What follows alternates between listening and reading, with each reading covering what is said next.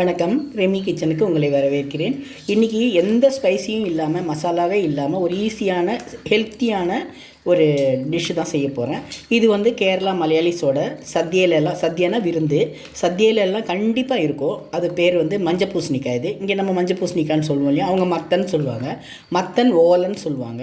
ஓலன்னு சொன்னால் அது வந்து ரொம்ப ஈஸியானது. எதுவுமே இதுக்கு வேண்டாம். சும்மா இந்த மஞ்சள் பூசணிக்காவை இந்த மாதிரி பீஸாக தோலை எடுத்துகிட்டு இந்த மாதிரி பீஸாக அரிஞ்சிக்குங்க. அரிஞ்சு ஒரு பாத்திரத்தில் போட்டுக்குங்க. நான் ஒரு பெரிய பீஸ்னால இவ்வளோ பெரிய பீஸ் எடுத்திருக்கேன். இதை வந்து ஸ்டவ் மேலே வச்சுப்போம். ஸ்டவ் ஆன் பண்ணிப்போம். ஸ்டவ் ஆன் பண்ணிவிட்டு இந்த மஞ்சள் பூசணிக்காவை அதில் போட்டுட்டு அது முழுகிற அளவுக்கு கொஞ்சம் தண்ணி ஊற்றிப்போம். இது சீக்கிரமாக வெந்துடும். அதனால் ஒரு 2 ஸ்பூனில் 2 கிளாஸ் தண்ணி ஊற்றிக்கலாம். கொஞ்சம் தண்ணி ஊற்றிட்டு சீக்கிரமாக இது வெந்துடும். அது வேகும்போதே கொஞ்சமாக மஞ்சள் பொடி, அதிகம் போட வேண்டாம், கொஞ்சமாக மஞ்சள் பொடி போட்டுப்போம். கொஞ்சம் உப்பு போட்டுப்போம்.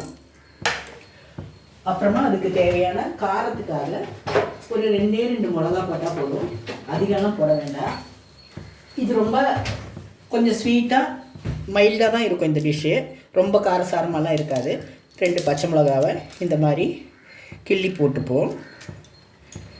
இந்த காரம் தான் இதுக்கு, வேறு எந்த மசாலாவும் போட போகிறதில்ல. ஒரு 2 காஞ்ச மிளகா போட்டிருக்கேன். மஞ்சள் பூசணிக்காயில் இப்போ மஞ்சள் பொடி போட்டுட்டேன், உப்பு போட்டுட்டேன், பச்சை மிளகா போட்டுட்டேன், கொஞ்சம் 2 கருவேப்பிலை அதையும் இதில் போட்டுருவோம். போட்டுட்டு இதை மூடி வச்சுருவோம். இது சிம்மில் வச்சுருங்க. ஒரு 5-10 நிமிஷத்துலேயே இது வெந்துடும். உங்களுக்கு 5 நிமிஷம் 8 நிமிஷத்துலேயே வெந்துடும். நல்லா வேகட்டும். வெந்த அப்புறம் அப்படியே மசிச்சு விட்டுட்டு நமக்கு தேங்காய் எண்ணெய் ஊற்றிட்டா முடிஞ்சிடுச்சு இந்த டிஷ்ஷோட வேலை. ரொம்ப ஈஸியானது, ஆனால் ஹெல்த்தியானது. ரொம்ப நிறைய இன்க்ரீடியன்ஸ் எல்லாம் வேண்டாம். சரியாக வருமோ வராதோன்னு பயப்பட வேண்டாம். மஞ்சள் பூசணிக்காவை கட் பண்ணி ஒரு 2 கிளாஸ் தண்ணி ஊற்றி வேண்டிய அளவு, அது முழுகிற அளவு தண்ணி ஊற்றி உப்பு போட்டு மஞ்சள் பொடி போட்டு பச்சை மிளகா கீரி போட்டு கருவேப்பிலை போட்டு வேக வைக்க வேண்டியதுதான். ரொம்ப ஈஸியானது, ஹெல்த்தியானது, ரொம்ப டேஸ்டியான டிஷ் இது. மஞ்சள் பூசணிக்காய் உடம்புக்கு ரொம்ப நல்லது. வாரத்தில் 2 நாளாவது மஞ்சள் பூசணிக்காய் சாப்பிடணும். இதை வந்து கேரளாவில் எல்லா சத்தியிலையுமே இந்த ஓலன் வைப்பாங்க. அது ஒரு முக்கியமான அவங்களுடைய ட்ரெடிஷ்னலான டிஷ் இது. அதை நம்மளும் எப்படி செய்து பார்ப்போம். அதுக்காக தான் உங்களுக்கு இது போடுறேன். இப்போ இது வேகட்டும். வெந்த அப்புறம் பார்க்கலாம். இப்போ நல்லா வெந்துடுச்சு. இப்படின்னு நம்ம கொஞ்சம் உடச்சி விட்டோம்னா அப்படியே அதில் நல்லா மிக்ஸ் ஆகிடும். பாருங்கள், நல்லா வெந்துடுச்சு. இப்படி தான் இருக்கணும். அப்படியே விளம்பும்போது அப்படியே கொஞ்சம் தண்ணியோடு சேர்த்து தான் அப்படியே கொடுப்பாங்க. கொஞ்சம் தண்ணியும் இருக்கும், காயும் இருக்கும். இல்லாமல் குழன்னு இருக்காது, கெட்டியாக இருக்காது. இப்படி தான் இருக்கும். இது பேர் தான் மத்தன் ஓலன்னு சொல்லுவாங்க. ரொம்ப ஈஸியானது. இதுக்கு எந்த பொருளுமே வேண்டாம். பாருங்கள், வெறும் பச்சை மிளகா கீரி போட்டு மஞ்சள் பொடி உப்பு போட்டு கொஞ்சம் கருவேப்பிலையும் போட்டு வேக வச்சிடணும். இப்படி குழைய வந்தோடனே இப்படி ஒன்றும் பாதியமாக இப்படி நசுக்கி விட்டுணும். நசுக்கி விட்டுட்டிங்கன்னா அது அப்படி கெட்டியாக ஓரளவுக்கு உடஞ்சால் போதும். உடையிற அளவுக்கு வந்தால் பூசணிக்காய் வந்தால் போதும். இந்த பூசணிக்காய்க்கே ஒரு இனிப்பு இருக்கும். அந்த இனிப்பு டேஸ்ட்டோடு சாப்பிட்றதுக்கு ரொம்ப நல்லாயிருக்கும். ஆஃப் பண்ணிடலாம் ஸ்டவ்வை. மேலே கொஞ்சம் தேங்காய் எண்ணெய் பச்சையாக ஊற்றிடணும். கேரளா டிஷ்ஷில் எல்லாமே தேங்காய் எண்ணெய் ஊற்றுவாங்க. அவியலில் கூட தேங்காய் எண்ணெய் ஊற்றுவாங்க. அது அவங்களுடைய ட்ரெடிஷ்னல். அது அந்த டேஸ்ட்டு நல்லா தான் இருக்கும். அந்த வாசனை எனக்கும் ரொம்ப பிடிக்கும். இப்போது மத்தன் ஓலன் ரெடி ஆகிடுச்சு. நீங்களும் இதை ட்ரை பண்ணி பாருங்கள். குழந்தைங்க கூட சாப்பிடுவாங்க. ஏன்னா காரம் இருக்காது, லைட்டாக இனிப்பு இருக்கும். அதனால் குழந்தைங்க கூட விரும்பி சாப்பிடுவாங்க. எல்லாம் ட்ரை பண்ணி பாருங்கள். ரெமி கிச்சன் எல்லோரும் சப்ஸ்கிரைப் பண்ணுங்கள், லைக் பண்ணுங்கள், ஷேர் பண்ணுங்கள். தேங்க்யூ. வணக்கம். ரெமி கிச்சனுக்கு உங்களை வரவேற்கிறேன்.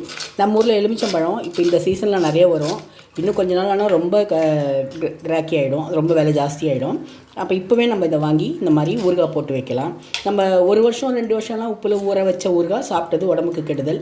நம்ம அப்பப்போவே ஊற வச்சு கொஞ்சமாக எண்ணெய் விட்டு நம்ம வீட்டுக்கு வேண்டிய மாதிரி நம்ம செய்து வச்சோன்னா அந்த ஊறுகாய் சாப்பிட்றதுல ஒன்றும் பிரச்சனை இல்லை. ரொம்ப நாள் ஊற வச்சு அது ஊறி உப்பு நிறைய போட்டு அதில் நிறைய ஆயில் மேலே மிதக்கிற அளவுக்கு செய்து சாப்பிட்டா தான் உடம்புக்கு கெடுதல். நான் ஒரு 20 ரூபாய்க்கு எலுமிச்சம்பழம் தான் வாங்கினேன். அந்த எலுமிச்சம்பழத்தை ஒரு 4-5 நாள் கல்லுப்பு போட்டு நறுக்கி போட்டு கல்லுப்பு போட்டு ஊற வச்சுட்டேன். சட்டியிலே ஊற வச்சுருந்தேன். சட்டியிலேயே, ஏன்னா சட்டி ரொம்ப நல்லது இல்லையா, அதனால் நமக்கு கண்ணாடி பாட்டில் இருந்தால் போடலாம். இப்போல்லாம் கண்ணாடி பாட்டிலே இல்லை, அதனால் நான் சட்டியில் வச்சேன்.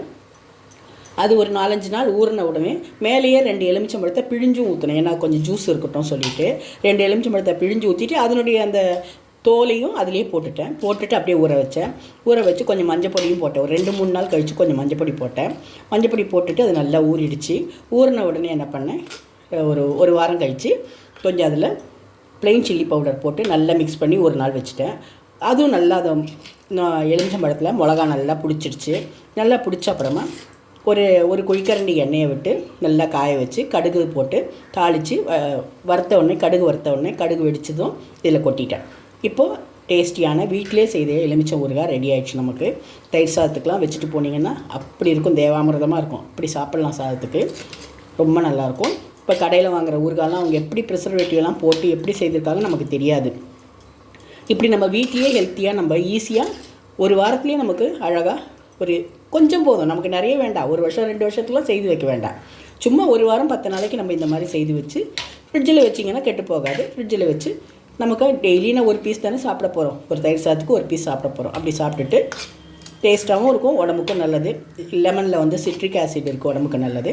அதனால் நீங்கள் இந்த மாதிரி எலுமிச்சம்பழத்தை வாங்கி இந்த மாதிரி சட்டியோ இல்லை கண்ணாடி பாட்டிலோ இருந்தால் கட் பண்ணி போட்டு அதில் கொஞ்சம் மஞ்சள் பொடி போட்டு உப்பு போட்டு ஊற வச்சுருங்க.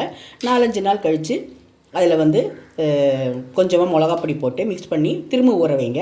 அடுத்த நாள் நல்ல எண்ணெயை காய்ச்சி கடுகு வெடித்த உடனே அதில் போட்டு கொட்டி இந்த மாதிரி கலரி வச்சுருங்க. இந்த மாதிரி லெமன் ஊறுகாய், இன்ஸ்டன்ட் ஊறுகாய், நம்ம வீட்லேயே ஹெல்த்தியாக செய்கிற லெமன் ஊறுகாய். இது ரொம்ப ஊறினதெல்லாம் கிடையாது, வருஷக்கணக்கானது கிடையாது. இதனால் ஒன்றும் நமக்கு உடம்புக்கு கெடுதல் வராது. கொஞ்சமாக சாப்பிடுங்க, அதிகமாக சாப்பிட வேண்டாம். ப்ரெஷர்லாம் இருக்கவங்க அதிகமாக சாப்பிட வேண்டாம். ரொம்ப நல்லது, எல்லாருக்கும் பிடிக்கும். இதே மாதிரி லெமன் ஊறுகாய் நீங்களும் ரெடி பண்ணி உங்கள் வீட்டில் செய்து பார்த்து எப்படி இருக்குன்னு சொல்லுங்கள். இனிமேல் வெயில் காலம் வருது, குழந்தைங்கள்லாம் வீட்டில் இருப்பாங்க, தயிர் சாதம் கொடுப்பீங்க. இந்த மாதிரி ஊறுகாவும் சேர்த்து கொடுத்தீங்கன்னா ரொம்ப நல்லா சாப்பிடுவாங்க. இது மாதிரி நீங்களும் ட்ரை பண்ணி பார்த்து எப்படி இருக்குன்னு எனக்கு சொல்லுங்கள். ரெமி கிச்சனை எல்லோரும் சப்ஸ்கிரைப் பண்ணுங்கள், லைக் பண்ணுங்கள், ஷேர் பண்ணுங்கள். தேங்க்யூ.